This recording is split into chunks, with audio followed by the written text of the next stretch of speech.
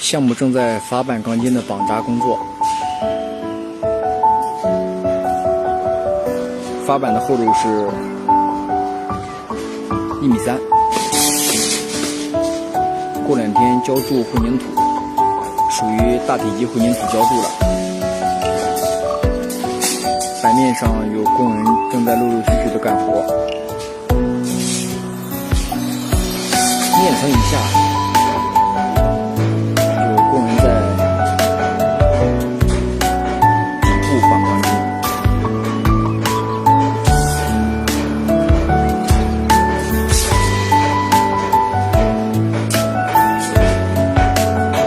现在终于明白为什么有人说，有个大学生绑完钢筋出不来了，